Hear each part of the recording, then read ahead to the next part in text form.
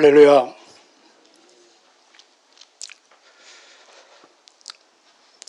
오늘 에레미야 27장, 우리 28장은 읽은 걸로 대신하겠습니다. 28장은 전부가 하나냐 거짓 선지자의 말에 현혹되지 말라는 내용이고, 그러면 그 내용이 무엇인가? 27장입니다. 때는 유다의 마지막 왕 시드기야 왕 때입니다.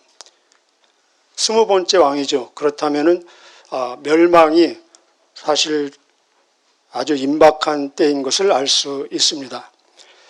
에레미야를 통해서 주시는 하나님의 말씀은 한마디로 말하면은 이 바벨론의 멍에를 메라. 이 멍에라는 단어가 4번 나오고 있습니다. 바벨론에게 항복하고 살아라. 이것이 일관된 하나님의 말씀입니다.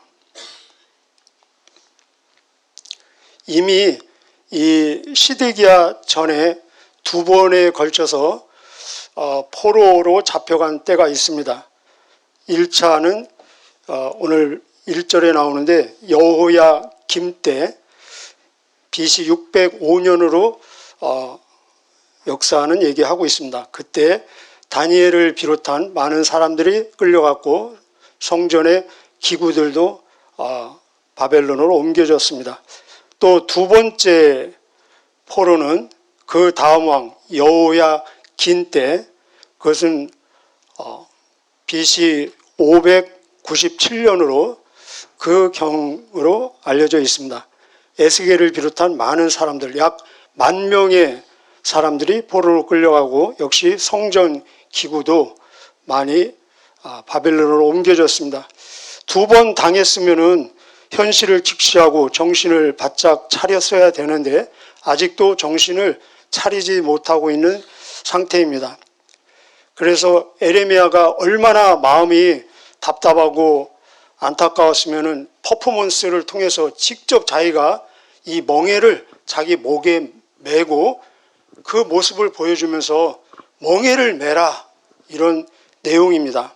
여러분, 멍에 좋아하십니까? 우리는 멍에를 피할 수 없는 존재입니다. 먼저 1절에서 11절까지는 이 에레미야가 멍에를 메고 예루살렘에 갔는데 그 주변 다섯 나라의 사신들이 와 있습니다. 왜 와 있겠습니까? 어떻게 하면 자기들이 바벨론을 함께 이 방어를 할 것인가, 모의를 하기 위해서 모인 거죠. 그러나 되지 않을 것입니다. 하나님께서 이미 결정하신 내용이기 때문에 그렇습니다. 그래서 오히려 그들을 향해서도 이 에레미야가 너희도 너희 나라에 돌아가서 너희 왕에게 이 바벨론의 멍에를 메고 항복해라. 그러면 살 것이다. 우리의 하나님은 전능하신 하나님이고 창조주의 하나님. 그래서 여기 보면은 이 느부갓네살, 나쁜 사람이잖아요. 이 나쁜 사람을 하나님의 종이다, 더 나아가서 하나님 마음에 합한 사람이다, 옳은 사람이다까지도 얘기합니다. 이것이 무엇을 얘기합니까? 바로 하나님의 계획하신 그 목적을 이루는데 쓰임받는 도구다. 그리고 하나님께서 이 목적을 이루시는데 쓰기에 가장 지금 현실적으로 적합한 사람이다라는 의미입니다. 마치 우리가 김정은이가 이 하나님께서 한반도를 향하신 어떤 목적을 이루는데 가장 적합하게 쓰일 도구로 지목이 되었다면 하나님은 그렇게 말씀하실 수 있습니다. 김정은은 나의 종이요 내 보기에 옳은 사람이다, 이렇게 표현하는 모습과도 같습니다. 그 내용이 1절에서 11절까지입니다. 우리 함께 읽으시겠습니다. 11절까지 시작. 유다의 왕 요시야의 아들 여호야김이 다스리기 시작할 때에 여호와께서 말씀으로 에레미야에게 임하시니라. 여호와께서 이와 같이 내게 말씀하시되 너는 줄과 멍에를 만들어 내 목에 걸고 유다의 왕 시드기야를 보러 예루살렘에 온 사신들의 손에도 그것을 주어 에돔의 왕과 모압의 왕과 암몬 자손의 왕과 두로의 왕과 시돈의 왕에게 보내며 그들에게 명령하여 그들의 주에게 말하여 하기를 만군의 여호와 이스라엘의 하나님께서 이와 같이 말씀하시되 너희는 너희의 주에게 이같이 전하라. 나는 내 큰 능력과 나의 쳐든 팔로 땅과 지상에 있는 사람과 짐승들을 만들고 내가 보기에 옳은 사람에게 그것을 주었노라. 이제 내가 이 모든 땅을 내 종 바벨론의 왕 느부갓네살의 손에 주고 또 들짐승들을 그에게 주어서 섬기게 하였나니 모든 나라가 그와 그의 아들과 손자를 그 땅에 기한이 이르기까지 섬기리라. 또한 많은 나라들과 큰 왕들이 그 자신을 여호와의 말씀이니라. 바벨론의 왕 느부갓네살을 섬기지 아니하며 그 목으로 바벨론 왕의 멍에를 매지 아니하는 백성과 나라는 내가 그들이 멸망하기까지 칼과 기근과 전염병으로 그 민족을 벌하리라.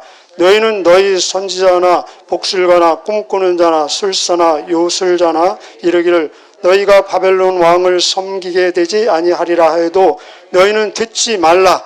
그들은 너희에게 거짓을 예언하여 너희가 너희 땅에서 멀리 떠나게 하며 또 내가 너희를 몰아내게 하며 너희를 멸망하게 하느니라.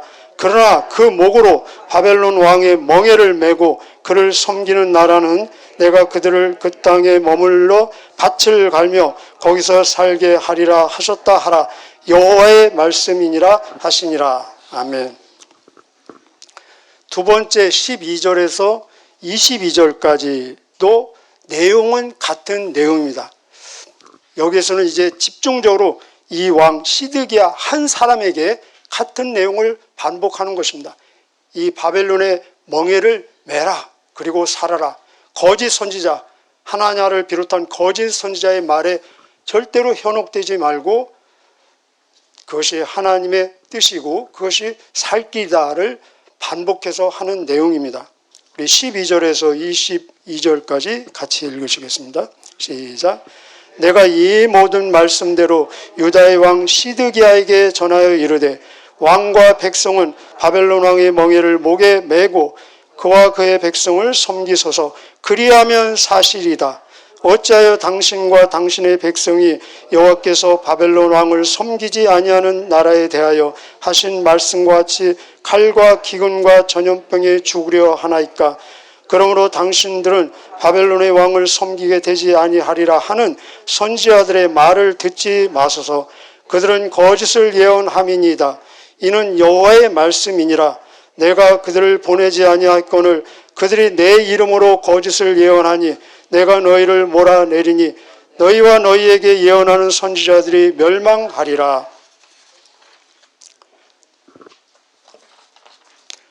계속요. 내가 또 대제사장들과 그 모든 백성에게 전하여 이르되 여호와께서 이와 같이 말씀하시기를 보라 여호와의 성전의 기구를 이제 바벨론에서 속히 돌려오리라고 너에게 예언하는 선지자들의 말을 듣지 말라. 이는 그들이 거짓을 예언함이라 하셨나니 너희는 그들의 말을 듣지 말고 바벨론의 왕을 섬기라. 그리하면 살리라. 어찌하여 이 성을 황무지가 되게 하려느냐. 만일 그들이 선지자이고 여호와의 말씀을 가지고 있다면 그들이 여호와의 성전에와 유다의 왕의 궁전에와 예루살렘에 남아있는 기구를 바벨론으로 옮겨가지 못하도록 만군의 여호와께 구하여야 할 것이니라. 만군의 여호와께서 기둥들과 큰 대와 받침들과 이 성에 남아있는 기구에 대하여 이같이 말씀하시나니 이것은 바벨론의 왕 느부갓네살이 유다의 왕 여호야김의 아들 여호야와 유다와 예루살렘 모든 기인을 예루살렘에서 바벨론으로 사로잡아 옮길 때에 가져가지 아니하였던 것이라. 만군의 여호와 이스라엘의 하나님께서 여호와의 성전과 유다의 왕의 궁전과 예루살렘에 남아있는 그 기구에 대하여 이와 같이 말씀하셨느니라. 그것들이 바벨론으로 옮겨지고 내가 그것을 돌보는 날까지 거기에 있을 것이니라. 그 후에 내가 그것을 올려와 이곳에 그것들을 되돌려 두리라. 여호와의 말씀이니라. 아멘.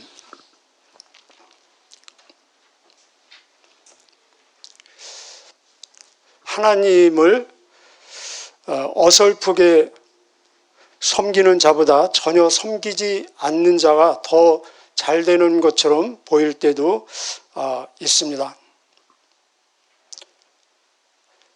바벨론의 멍에를 매라는 것이 하나님의 말씀입니다. 이것이 살 길이라는 것입니다. 우리 이사야서 55장 8절에 보면은 어떤 때는 하나님의 생각이 우리의 생각과 다르고 하나님의 길이 우리의 길이 다를 수 있다는 것입니다. 우리가 보기에는 이해하기 힘든 이런 상황이 바벨론의 멍에를 메고 바벨론에게 항복하는 것이 왜 하나님의 뜻일까? 멀리 보면은 바벨론에 항복하는 것이, 우리는 지금 결론을 이미 보고 있습니다. 결론을 본 입장에서 보면은 이 바벨론에 항복하는 것이 현실을 직시하면서 멀리 바라보는 하나님의 깊은 배려인 것을 우리가 알 수 있습니다. 하나님의 끝없는 인내 속에서 은혜요 축복이라는 것을 우리가 결론을 통해서 알 수 있습니다. 이들은 결론에 아직 도달하지 않은 과정이기 때문에 어렵겠죠. 그렇다면은 바벨론의 멍에를 메고 바벨론에 항복하는 것이 왜 축복이고 왜 은혜인지 이 에레미야 전체, 특별히 오늘 본문을 통해서 5가지 우리가 정리할 수 있습니다. 첫째는 바벨론에 항복하는 것이 왜 은혜이고 축복인가? 그것은 바로 하나님의 끝이 보이지 않는 인내라는 것입니다. 하나님의 질줄 줄 모르는 인내라는 것입니다. 바벨론에 항복하라는 메시지는 이 에레미야 책의 첫 번째 메시지가 아닙니다. 우리가 지금 27장, 8장까지 왔는데 메시지가 여러분 기억나십니까? 1장에서 에레미야 소명이 있었습니다. 그리고 2장에서 바로 이 백성들의 죄를 지적하고 있습니다. 그리고 3장부터 본격적으로 회개하라. 즉 하나님의 멍에를 메라. 하나님께 돌아와라. 그 안에 하나님의 멍에를 메는 것이 참 자유, 참 안식이다. 계속해서 회개를 촉구하고 있습니다. 회개하면 살 것이다. 회개 안 하면 어떻게 됩니까? 죽지 않습니까? 그래서 회개 안 하고 죽으면은 거기서 끝나면은 에레미야 책은 20장에서 끝나면 되는 것입니다. 그래도 회개하지 않으니까 제2차 처방으로 다시 주시는 말씀이, 그렇다면은 회개하지 않으려면은 차라리 바벨론의 멍에라도 매라는 것이 하나님의 인내라는 것입니다. 그래서 바벨론의 멍에를 매라는 이 내용, 바벨론에게 항복하라는 메시지가 어디에서부터 나오느냐 하면 21장부터 나옵니다.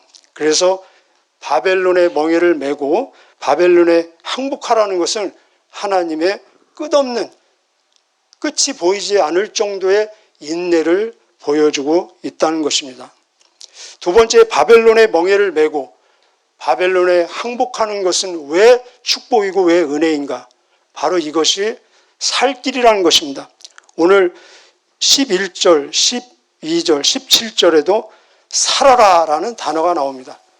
죽기 싫으면은 항복하고 살으라는 것입니다. 일단은 죽지 말고, 죽으면 끝이잖아요. 그죠? 그래서 일단은 멸망하지 말고, 멸절하지 말고 생존을 하라는 것입니다. 항복이 멸절이 아니라 생존의 유일한 길이기 때문에 그렇습니다. 우리가 세계 역사를 보면은 간혹 대제국이 있지 않았습니까? 여기 나오는 바벨론, 나중에 또 페르시아, 그리고 로마. 그런데 이 세계 대제국의 특징 중에 하나는 뭐냐? 항복하는 민족, 항복하는 개인은 죽이지 않는다는 것입니다. 살려준다는 것입니다. 왜 그렇습니까? 종을 만들기 위해서 그런 것입니다. 그리고 항복하면 살려준다는 소문이 탁 퍼지면은 그 다음 정복이 쉬워지지 않겠습니까? 정복의 가속도가 붙지 않겠습니까? 그리고 정복의 목적은 사람을 다 죽이고 땅만 차지하는 것이 아니라 그들의 통치 영역을 넓히는 것입니다. 그래서 사람을, 항복하는 사람을 죽이는 나라는 절대로 대제국이 되지 못한 것을 우리가 역사에서 볼 수 있습니다. 하나님은 그 역사의 현장을 사용하시면서 일단은 살으라는 것입니다. 그래서 오늘 본문에 그러면 살 것이다. 그러면 살 것이다. 하나님께서 지금 살 수 있는 길을 제시해 주고 있는 모습을 볼 수 있습니다. 세 번째는 왜 바벨론의 멍에를 메고 바벨론에 항복하는 것이 은혜이고 축복이냐? 바로 바벨론에 항복하는 것이 회개의 기회를 연장해 주시는 하나님의 은혜라는 것입니다. 헛된 자존심을 버리고 하나님의 징계를 겸허히 겸손하게 받아들이라는 것입니다. 때로는 우리 그런 경험이 있지 않습니까? 항복하는 것이 가장 용기 있는 선택일 때도 있다는 것입니다. 거짓 평화에 속지 마라. 우리 얘기로 하면은 가짜 뉴스에 현혹되지 말고 이 혹독한 현실, 진실을 인지하라는 것입니다. 그러나 하나님은 은혜와 자비에 풍성하시기 때문에 그 어떤 징계도 감당치 못할 징계를 허락하지 아니하시는 모습을 볼 수 있습니다. 우리에게 주어지는 어떤 상황도 감사함으로 받으면은 버릴 것이 없다는 것입니다. 그래서 이 징계의 목적은 소멸이 아니라 연단이라는 것입니다. 네 번째로 바벨론의 멍에를 메고 바벨론에 항복하는 것이 왜 은혜이고 축복인가? 이것은 하나님의 약속이라는 것입니다. 오늘 본문 한번 읽었는데 여러분 약속을 확인하셨습니까? 이 약속은 어떤 약속이냐? 훈련의 약속이요, 정화의 약속이요, 회복의 약속이요, 결국은 사명을 감당하는 어떤 사명입니까? 세계 구원, 우리 얘기로 하면 세계 선교의 사명을 감당하는 데까지 나가는 모습을 볼 수 있습니다. 오늘 본문에 어떤 약속을 주셨는지 한번 확인하겠습니다. 우리 7절 한번 보시죠. 7절. 7절에 보니까 모든 나라가 그와 그의 나라와 손자를 그 땅에 기한이 이르기까지, 너희가 바벨론에 항복하면은 느부갓네살 그리고 그 아들 그 손자 3대까지만 섬기게 될 것이다. 기한이 이르기까지 제한적이라는 것입니다. 다 이 고난도 이 징계도 지나갈 것이라는 것입니다. 한시적이라는 것입니다. 우리 얘기로 하면은 조금만 참아라, 그런 의미입니다. 그리고 또 어떤 약속을 주시냐면은 11절 한번 보시겠습니다. 11절 같이 읽을까요? 11절 시작.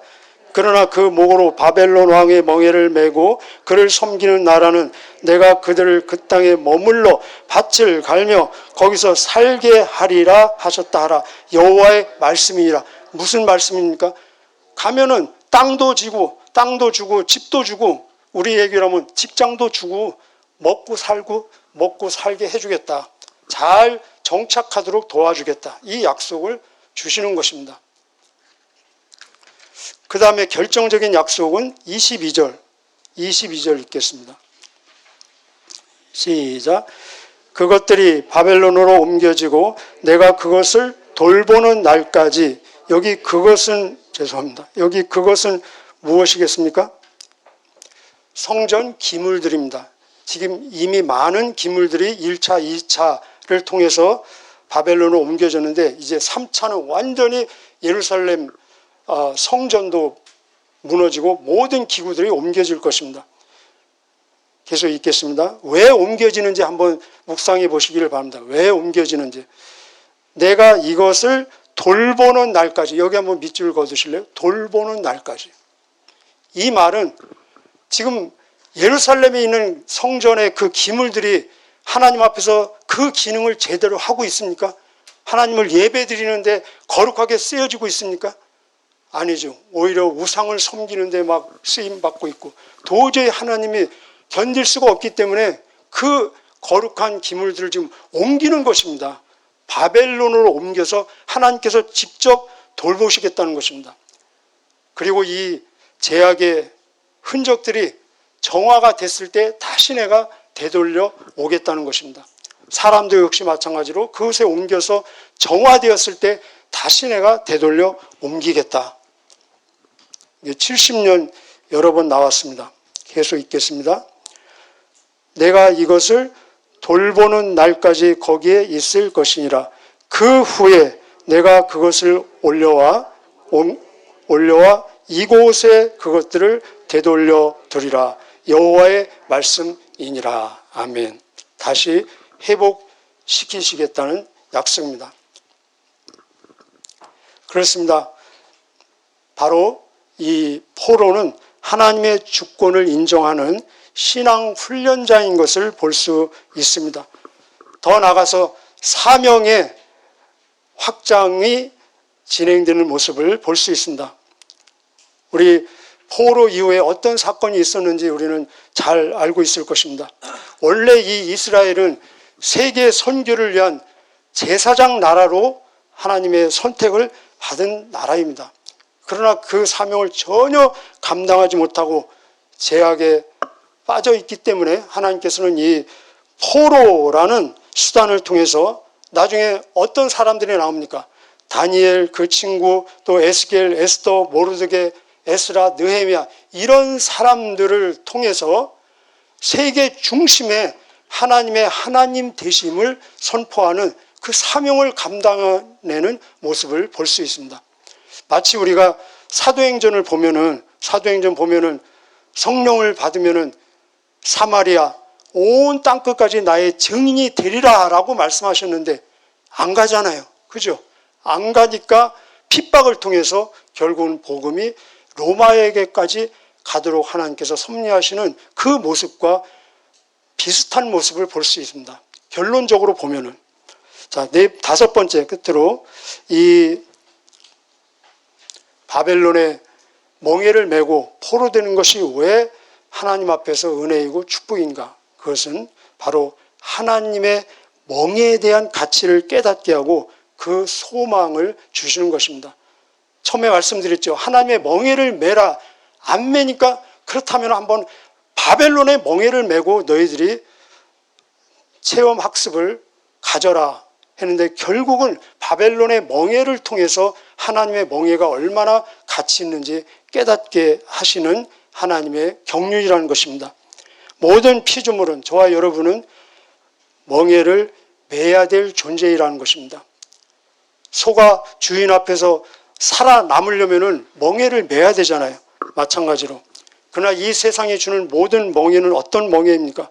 죄의 멍에, 탐욕의 멍에, 돈의 멍에, 마약의 멍에, 율법의 멍에, 어떤 자존심의 멍에, 성공의 멍에, 인정의 멍에, 두려움의 멍에. 그래서 사람들은 본능적으로 멍에를 싫어합니다. 멍에 매기를 싫어합니다. 그래서 멍에 매지 않는 것이 자유인 것처럼 착각합니다. 그러나 멍에 매지 않는 것은 무의미의 멍에요. 허무와 공허의 멍에라는 것입니다. 그래서 예수님 뭐라고 말씀하십니까?